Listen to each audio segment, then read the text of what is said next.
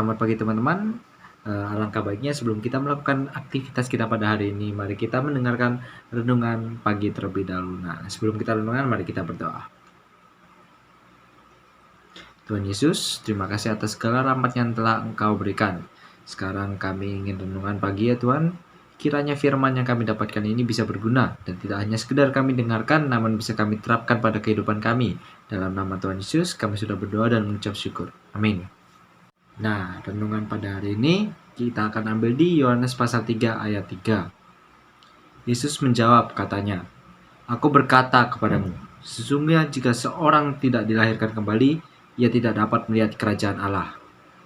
Di situ Tuhan Yesus berkata kepada Nikodemus, jika seorang tidak dilahirkan kembali dari air dan roh Allah, orang itu tidak dapat menjadi anggota umat Allah. Yesus juga menegaskan bahwa Nikodemus harus dilahirkan kembali pada Yohanes pasal 3 ayat 7. Padahal di sini Nikodemus itu merupakan orang Farisi, pemimpin agama Yahudi dan juga pengajar Israel. Bukannya Nikodemus itu seharusnya memiliki tingkat tinggi atau baik dalam ilmu agama? Jawabannya iya. Namun menjadi umat Allah itu memerlukan kelahiran spiritual yang dikerjakan oleh Roh Kudus. Karena menjadi Kristen tidak mungkin diupayakan oleh manusia berdosa tanpa bantuan Tuhan kita, bahkan oleh seorang ahli agama sekalipun. Lahir baru dalam Roh Kudus menjadikan orang memiliki persekutuan yang intim bersama Kristus, bertobat, mengalami perubahan total dari natur dosa menuju ilahi, mengalami kedewasaan rohani, menerapkan buah-buah roh dalam kehidupannya, dan hal-hal positif lainnya yang berhubungan dengan Tuhan kita. Nah, sama seperti layaknya ceritanya Saulus ya. Saulus adalah seorang yang mendedikasikan hidupnya untuk memburu pengikut Yesus dan menganiaya mereka. Sampai kemudian ia bertemu dengan Tuhan Yesus di tengah perburuannya. Sejak itu bukan saja namanya yang berubah menjadi Paulus, tetapi hatinya yang semula penuh dengan kebencian juga diubahkan 180 derajat, langsung muter beda dengan hidup lamanya. Ia diberi hati dan pikiran yang baru. Ia begitu dipenuhi oleh Roh Kudus. Dengan hati yang penuh kerinduan, ia memberitakan Injil kepada banyak orang di berbagai tempat. Ketika di penjara karena imannya, Paulus ini tetap memiliki hati untuk mengembalkan jemaat melalui surat-surat yang dituliskannya. Ya, kalau kita renungan kisah hidup Paulus ini, bukankah keren banget ya Paulus ini? Bukankah kita mendapati bahwa ia itu sangat luar biasa, dari seorang yang begitu menentang jalan Tuhan, yang begitu benci dengan Tuhan, lalu dia diubah menjadi seorang yang memberi seluruh hidupnya untuk pekerjaan Tuhan. Tidak terlihat lagi jejak dari cara hidup yang lamanya dia. Nah, begitu juga seharusnya dengan kita. Ketika kita lahir baru, Tuhan sudah memberikan hati yang baru di dalam kita. Jangan tetap hidup seperti hidup lama kita ya, yang penuh dengan hal negatif misalnya. Kita kalau udah dikasih hidup baru, kita jalani dengan hal-hal positif, kita jalani dengan penuh kekristenan ya, dengan penuh Roh Kudus.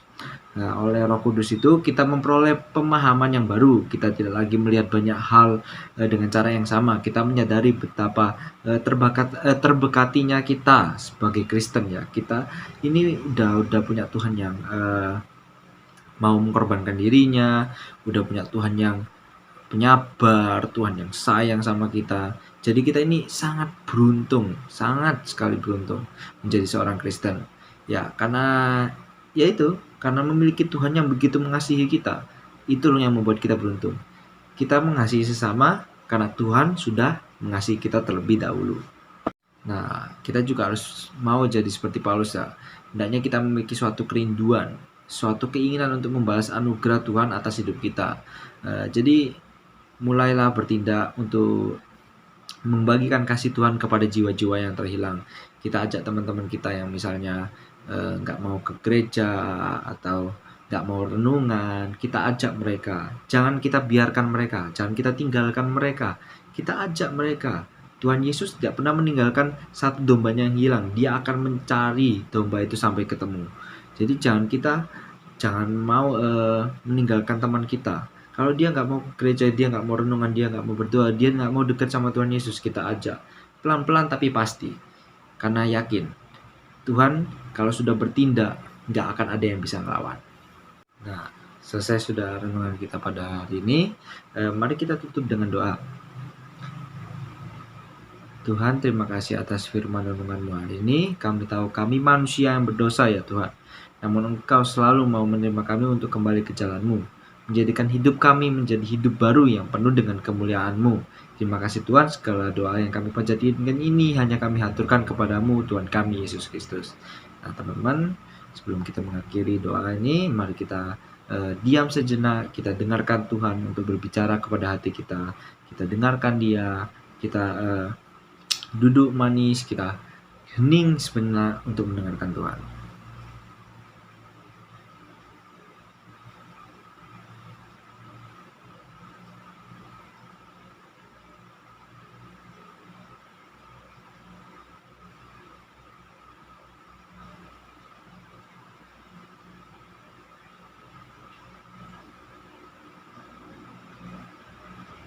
Dalam nama Tuhan Yesus, kami sudah berdoa dan mengucap syukur. Amin.